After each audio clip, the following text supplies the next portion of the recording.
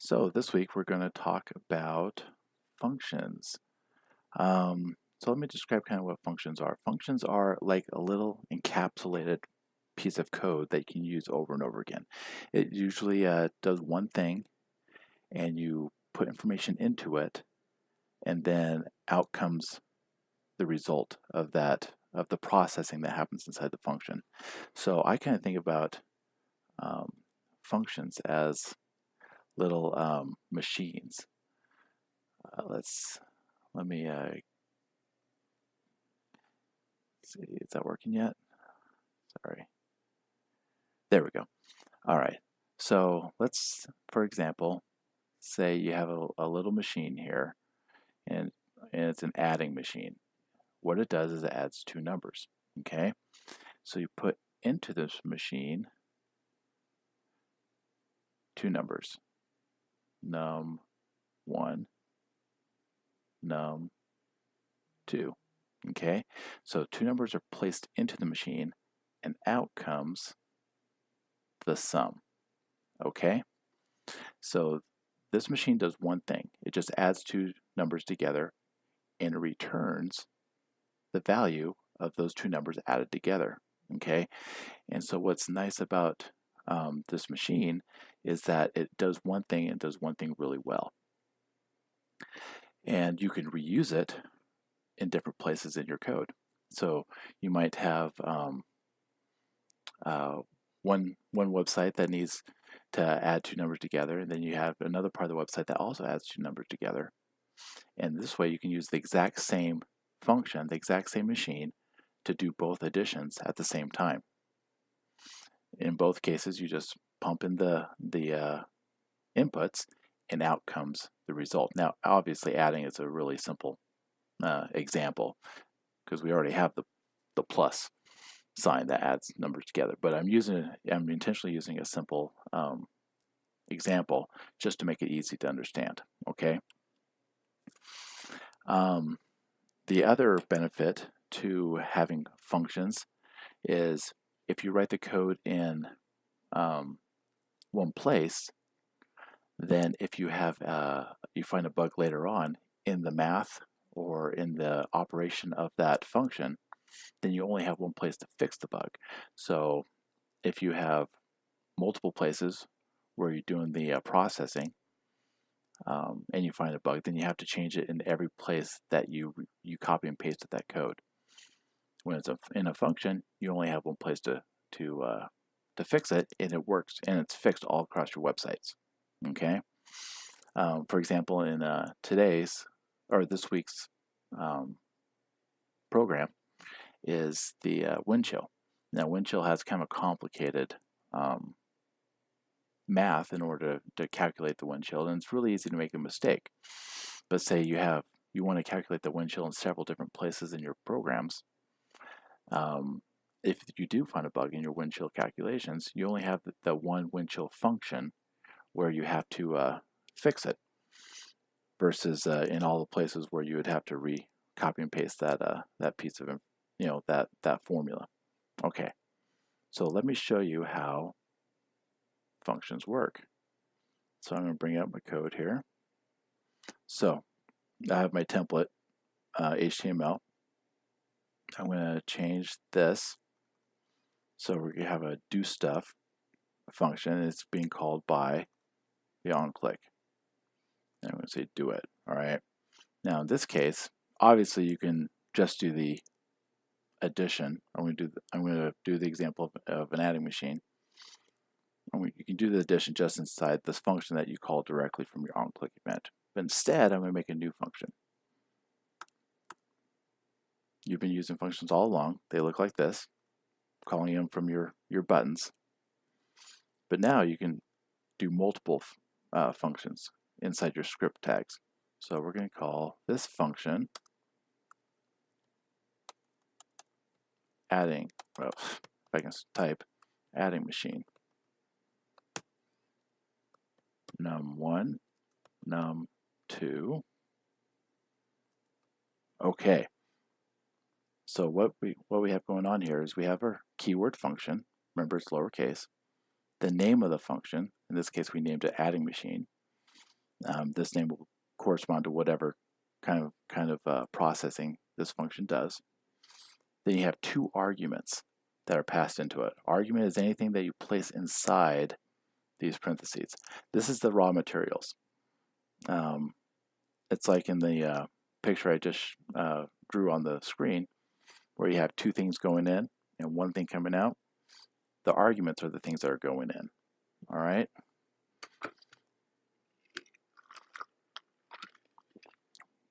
Sorry, I had to take a drink there. All right.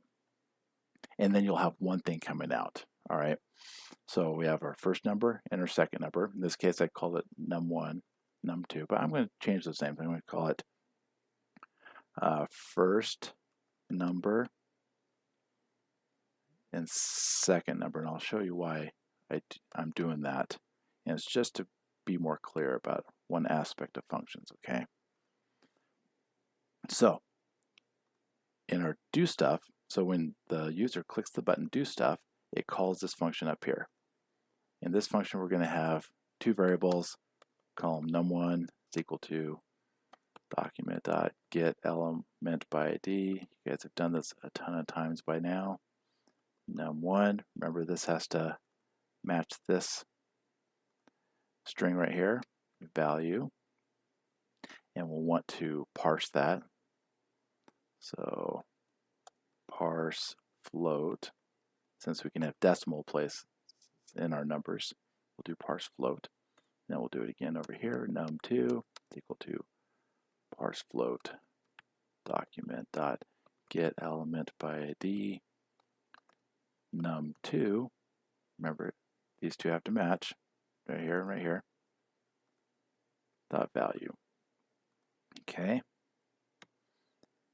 And then we're going to have a result, bar result. I'll just put a semicolon right there for now, and whatever goes inside result will output to the to our div tag. So document.get element by ID output div dot enter HTML is equal to result. Oops. Okay. So in do stuff, we're grabbing two numbers from the HTML, these two fields right here, and we're going to put the adding of these two numbers inside the variable called result. We haven't done that yet. And then result is going to go out to enter HTML. Okay. Now we'll have a function here called adding machine. And so in order to call that function, you just type in the name. Oops, that is not the name. Adding machine. And then you pass in the two arguments, num1 and num2. Okay. So we're passing this one into the first spot, first argument, this one into the second argument. And then this will output some result, the addition, the adding of these two numbers, and we're going to assign it to the variable result. So whatever comes out of this function goes into this variable called result. All right. And then now result has the value of these two numbers added together, and so we'll output it right here to our inner HTML. All right, so this function is complete, assuming that this new function called adding machine, that's ours, is written correctly. All right. So now we go down inside this adding machine function. So right now it doesn't do anything. It takes in two arguments, and then it does nothing. Okay. So what we need to do is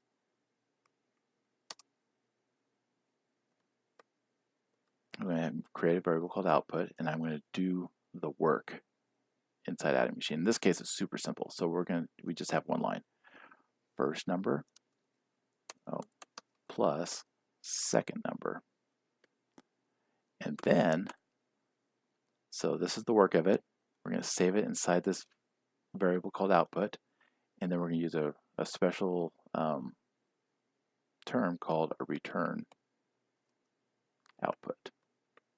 Okay, whatever you return is the thing that is comes out of this function, all right, and gets put into this variable. So here we add both numbers together, we save them to a variable called output, and then we return that value. Whatever's inside output gets returned, and then from this function it gets put into this variable called result. Okay, so result will have the addition of these two numbers. Okay, so a term that you need to understand is argument. These are the numbers that you put into the function. They're called the arguments. And then once they're inside the function, these are called parameters. Okay, so what you have here is whatever is inside num1 gets put into this function as an argument, and it's saved inside a new variable called first number. And whatever value is inside num2 is put into a new variable called second number. And these are the ones that we're going to work with inside the function. All right? So don't try to use num1 and num2 inside your function, because it has no idea what these two variables are. All a function knows is what's defined inside of it. So adding machine has no idea about any of these variables up here. It only knows its own variables. These ones right here. Okay? So this one should be first number, and the other one should be second number. So these are the parameters, and they're local variables. You can even see the pop-up here. It says it's a parameter called first number. And these are just the local variables that will contain the values that were passed in as arguments. Okay? For example, var result is equal to, say it said 2, 3. Okay?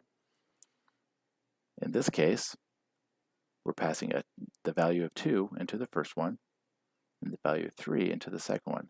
So everywhere inside this function, the adding machine function, when you call first number, it'll have the value of 2.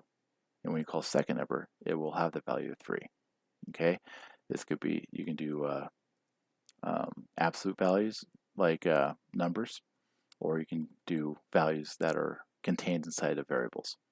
And functions don't have to only use numbers. They can use strings or floats or any kind of variable type. Okay? I'll delete that. So now, when you call adding machine, it'll add both numbers. It'll save it into this variable and return the value of that, which then puts it into this new variable in your other function called result. And then from result, you can output it. Okay? I'll go ahead and hit save. And then we'll open this up, refresh. Okay, so 3 and 3, and so it should add those two numbers together and output a 6, just like that. Okay, so let's go into the debugger, more tools, developer tools. Okay, I've got a breakpoint right here in the do stuff function, and I'll put another breakpoint right here inside the adding machine function. So let's go ahead and hit do it again. So it grabs the first one. Num1 is equal to 3, like it says right here. Num2 is also equal to 3 because both these have the same number in them. Then it goes into adding machine. Okay. Now you can step into the function using this one. Step over. You step into it. If you hit step over, it'll just go to the next line. If you do step into, then it'll go inside here. I also have a breakpoint in here, so it'll stop inside no matter what. But anyways, step into it. So now, what values does first number have? It has the 3, and second number also has a 3 because those were the arguments that were passed into it. It goes through and adds them both together and puts the result into the variable called output. So now it's going to return output. It'll return a 6. And now result has that 6 that was returned out of the adding machine function. And then we output it here. Okay, just like that. And so you get the 6 here. So if you put a 2 in, go through, and take off this breakpoint. So if I step over it, it's just going to do the whatever's in adding machine and not step by each one, but the result is equal to 5. And it's inside this variable, and then we output it, just like that. Now let's say on accident, instead of a plus, you had a multiply here. And hit save. And let's say, you had result 2 is equal to adding machine 5, 5. So you wanted those to add together. Var result 3 is equal to adding machine 10 and 4, like that. So you're calling it 3 different times with different values, but we have a bug here, right? So we're going to hit save.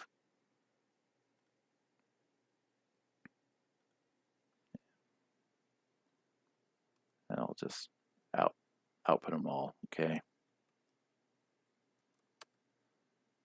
Result 2.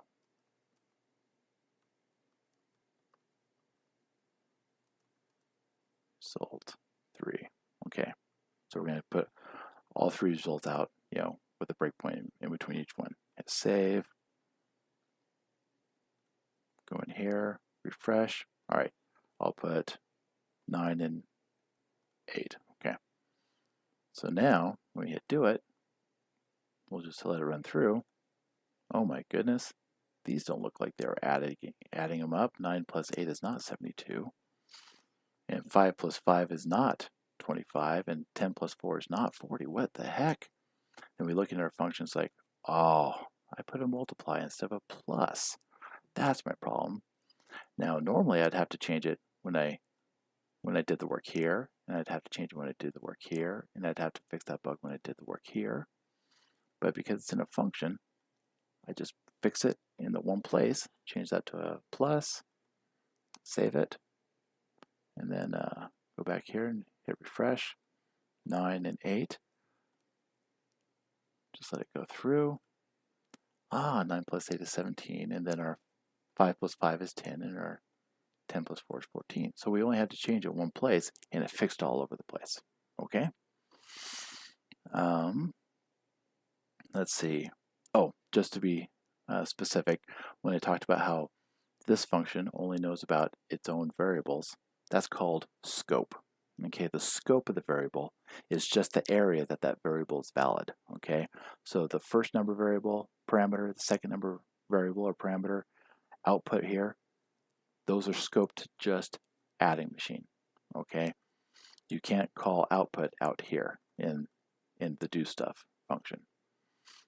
And likewise, you can't call num1 or num2 or results inside here because these are scoped to just inside that function.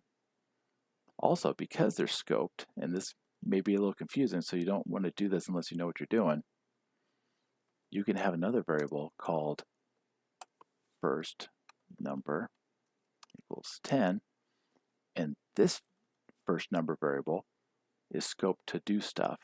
This first number variable is scoped to adding machine, and they are different variables. So whatever you do to this one does not get reflected over here. And whatever happens to this one does not get reflected up here. So if you say first number is equal to 10, inside here first number will not be 10. It'll be whatever gets passed in as an argument. Okay? Because they have different scope. The variables are unique to the scope that they're in. Okay? Let me look in the chapter to make sure I'm covering everything. So the functions accept and use parameters. It returns a value back to its call point.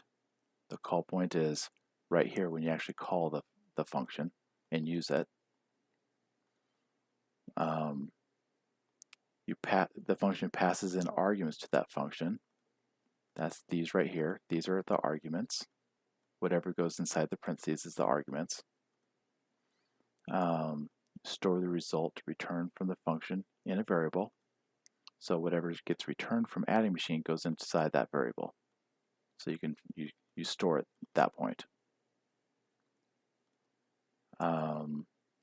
Distinguish between parameters and arguments. Like we said, parameters are the values that get passed into it, and parameters are, sorry, can't remember if I said that right. Arguments are passed in. Parameters are how you use it inside your function. Okay. It may seem very similar to each other, but it's distinct in that a parameter is what you use inside the function, but the argument is what you pass into it.